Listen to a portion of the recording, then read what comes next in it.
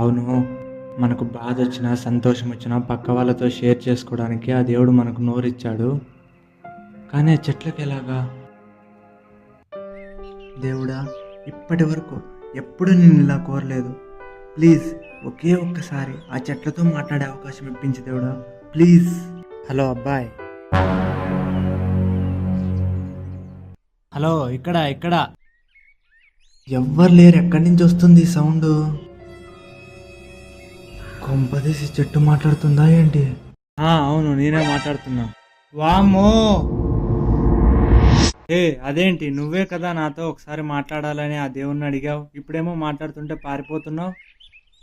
లేదు, నిజంగా నమ్మలేకపోతున్నా. నిజంగా నేనే మాట్లాడుతున్నా. నిజంగానా? నేనే. హాయ్, ఎలా ఉన్నావు? నన్ను చూశాక కూడా ఎలా ఉన్నావని అడగాలనిపిస్తుందా నీకు? అదేంటి? అది అంతే.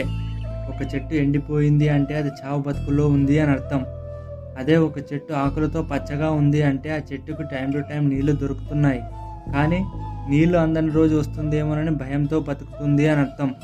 ఆ భయం తాను ఎండిపోయి చనిపోతానని కాదు. ఇప్పుడు నేను, తర్వాత నాలాంటి చెట్లు నీళ్లు లేక చనిపోతే మానవులు పీల్చే ఆక్సిజన్ లెవెల్స్ కూడా తగ్గిపోతాయి. అప్పుడు మానవులు ప్రాణాలకు కూడా ప్రమాదమని.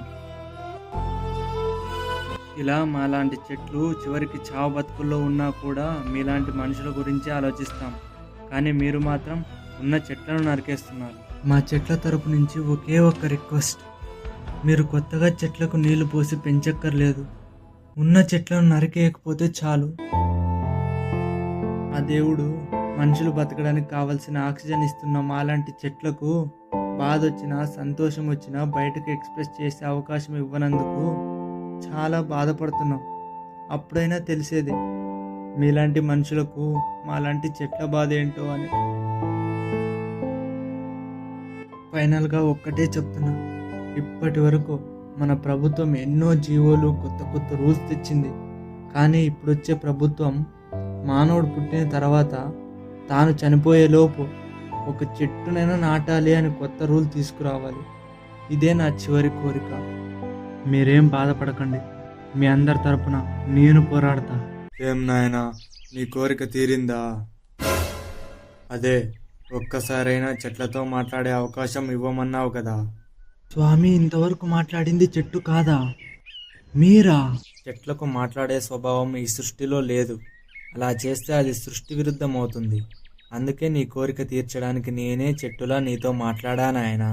నిజంగానా స్వామి? చాలా సంతోషం స్వామి. దేవుడు కేవలం మనుషులను పుట్టిస్తాడు, కానీ చెట్లు మాత్రం మనుషుల్ని బ్రతికిస్తాయి. కాబట్టి మనుషుల్ని పుట్టిస్తున్న దేవుడిపైనే అంత భక్తి ఉంటే మనుషుల్ని బ్రతికిస్తున్న చెట్లపై కాస్తైనా గౌరవం ఉండాలి.